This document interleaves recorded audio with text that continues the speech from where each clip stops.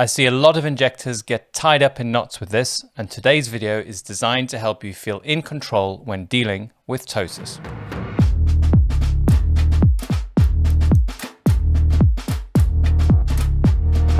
So an eyelid ptosis is a droopy eyelid, especially important if it's a new symptom, asymmetrical, or affecting vision. We are looking at the eyelid with reference to the pupil and not the eyebrow or the skin above the eyebrow, which often confuses new injectors. The majority of cases I see reported as eyelid ptosis on forums are in fact eyebrow ptosis. A drooping frontalis muscle can rest on the eyelid and create a sense of heaviness in the area that to the less trained eye looks like the Botox has affected the eyelid. This then means the patient gets the wrong treatment and the injector is prone to repeating the same mistakes. So what causes it? There are multiple causes of true eyelid ptosis, and it's wise to consider all of them if a patient presents to you at any stage with a ptosis. First, the one we are apparently expecting in 1% of treatments is when botulinum toxin makes its way into the orbit and affects the levator palpebral muscle. I must say that a risk of 1 in 100 is not my experience at all. It is far less frequent than that in my clinic. But if it is this high, it's probably because injectors do not understand the anatomy and are injecting too deep and near to the orbit. To understand this, let's review the anatomy. The primary muscle of elevation is the levator palpebral muscle, and it runs all the way from its origin on the lesser wing of the sphenoid bone over the top of the globe and over the superior rectus muscle until it fans out and becomes a tendon sheath called the levator aponeurosis. It passes over a transverse suspensory ligament, the Whitnall's ligament, which is part of a pulley system allowing the horizontal levator muscle to exert more of a vertical force on the levator aponeurosis that actually pulls your eyelid up. Posterior to the levator aponeurosis is the superior tarsal muscle, also called Mueller's muscle, which is a smooth muscle that also elevates the eyelid, but it's not under conscious control. It responds to the sympathetic nervous system. That is when you are acutely stressed or excited. So what can cause an eyelid ptosis? A lot of injectors immediately blame themselves for any side effects, symptoms or complaints that occur after a procedure. And patients also reasonably connect what they see to procedures they have had done.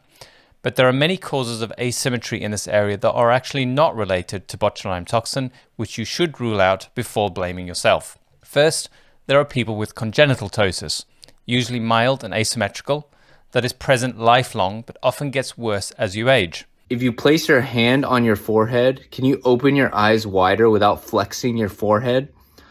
I can't! My eyelid muscles don't work. Racist folks making fun of my Asian eyes all my life made me not notice a medical condition. Emotional damage. Picture Jeff Bezos, or in fact me, because I have a slight asymmetry with my eyelids too, which I only noticed when I started doing aesthetics. If you look closely, I do look like I've been having Groupon Botox, which I assure you I haven't. So, always check your before photos. It's really common for patients to spot old things for the first time after a new procedure because they analyze themselves in much more detail. This is most often the case with mild ptosis. The next most common way injectors get confused is with a brow ptosis, especially on people whose skin runs uninterrupted to the eyelid. A slump in the forehead tissue can transmit some energy into the upper lid area. Usually this narrows the space between the eyebrow and the lid line much more than it drops the lid itself, and this is what you need to look for on examination. Remember, the way that you treat a drooping eyelid is very different to a drooping brow. There are also several notable medical conditions which look very similar to side effects from botulinum toxin treatment. Myasthenia gravis is caused by autoimmune destruction of the acetylcholine receptor.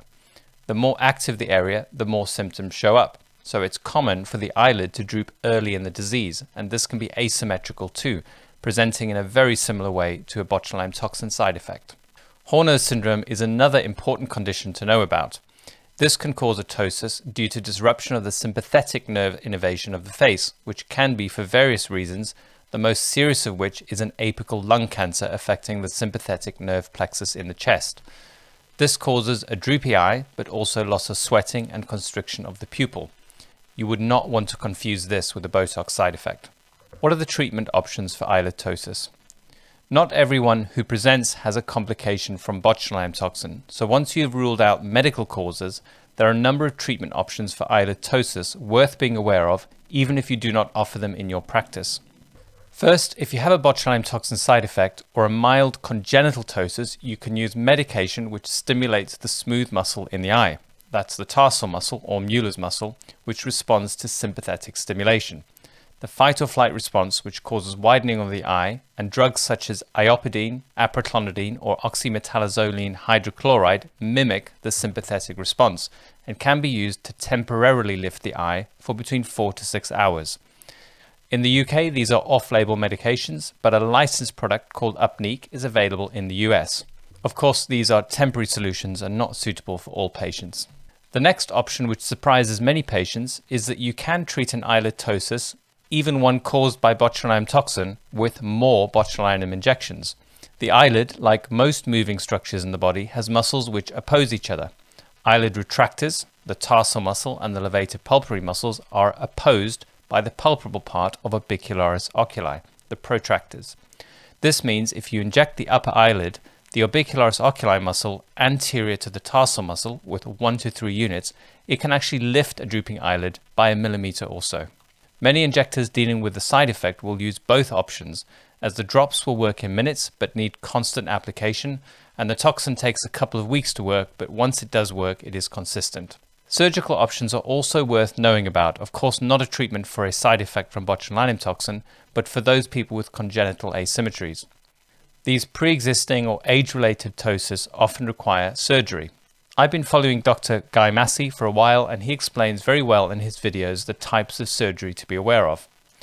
Ptosis surgery is not the same as a blepharoplasty and requires an oculoplastic surgeon who operates on the eyelid itself.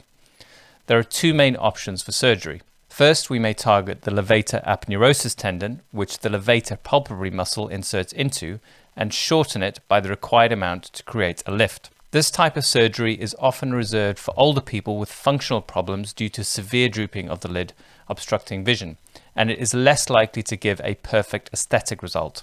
There is also a less powerful but more aesthetically predictable type of surgery to create a more controlled aesthetic results, where a section of the tarsal muscle is removed through the posterior side of the lid. Of course, most of my audience are not doing surgery, but it's important to be able to advise your patients correctly so that you can give them the best possible options for their particular problem. Most of all, I hope this video has helped you understand that with a good understanding of the anatomy, you should be able to diagnose and treat ptosis appropriately, as well as avoid it as a complication. Remember not to leap into a treatment if one of your patients comes back with a mild ptosis. Get your diagnosis correct and consider other causes of asymmetry of the eyes other than Botox complications before you start treatment, which may not work or worse still, hide a coincidental medical condition. Let me know what you took from this video in the comments down below, and don't forget to like and subscribe. We'll see you next week.